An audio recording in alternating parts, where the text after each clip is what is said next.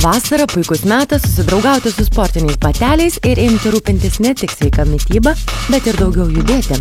Kad lietuviams tai patinka, patvirtina ir sveiką gyvenimo būdą propaguojančių moterų numylėtinis sporto treneris Bronius Burneika.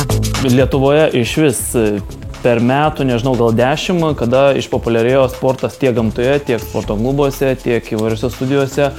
Pats pagrindinis dalykas, kad žmonės pradėjo sportuoti, užsikrėtė tą pačią maniją, suprato, kad tai veža ir tai naudoja, nežinau, ryte, vakare, per pietų sportuoja, visi lekia į parkus, į sporto arenas, kad galėtų kuo daugiau pajudėti.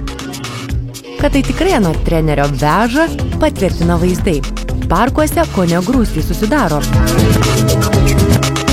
Tačiau stabtelėkime ir pasidairykime, kuo apsiginklavę šiuolaikiniai sportininkai.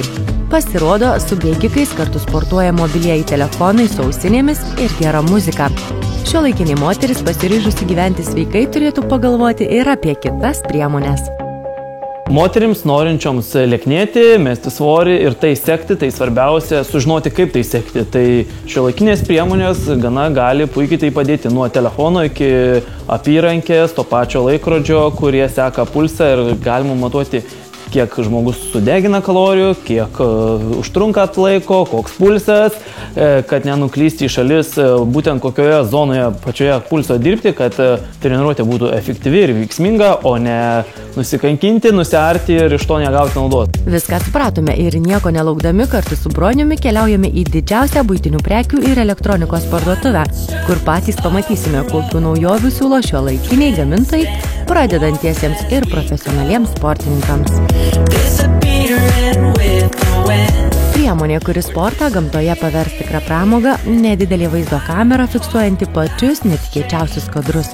Sportuodami galite tapti filmų kūrėjais ir sveikų gyvenimo būdų užkrėsti savo draugus ar šeimos narius. Gerą variantą nusižiūrėti, tai būtų AZ1 kamerytė arba AS100.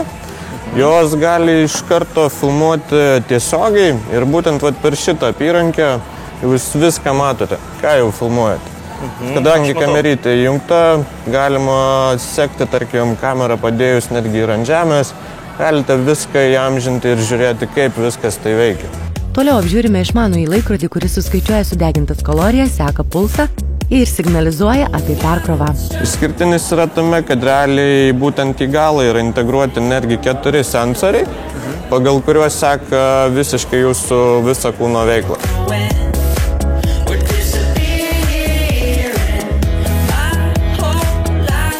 Tačiau treneris pažymi, kad svarbiausia tikrai nesudegintos kalorijos, o kad sportas teiktų malonumą.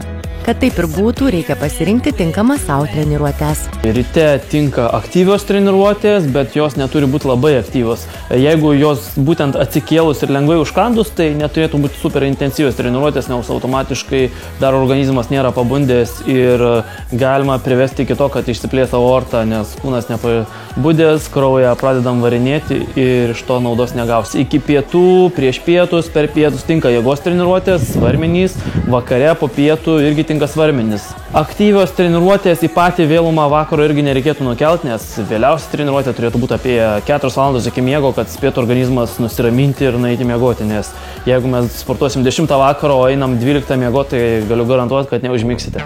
Na, o jeigu sportuoti norite nebėgiodami, o vaikščiodami, treneris tikina, kad tai taip pat naudinga kaip ir bėgti. Norėdami smagiau praleisti laiką, pasiimkite asmenukių lazdą ir kurkite savo pasivaikščiojimų dienoraštį. Ši priemonė puikiai tiks ir treniruotėms.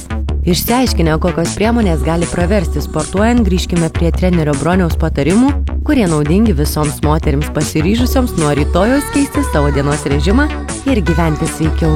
Kad žvaliai praleisti visą dieną, tai pirmiausia reikėtų anksti keltis. Tas anksti kiekvienam tinka nuo 6 ryto iki 7-8, bet nebūtų vėlus rytas. Tuomet geriausia ankstyva mankšta, ne didelė mankšta, ne intensyvi, lengva mankšta, per kurią pažadinsim visą kūną. Sveiki pusryčiai, numeris 1, sotus sveiki pusryčiai, gausus angliavandenių, baltymų, mažas kiekis riebalų, kurie pilnai užkrus visai dienai energiją ir pirminį darbą. Baigdami sveiko gyvenimo būdo pamokėlę priminsime tik tai, kad nebūtina iš karto užsibriežti neįveikiamų tikslų. Pradžioje įpraskite kasdieną mankštintis po 3 minutes ir noras sportuoti augs nepastebimai.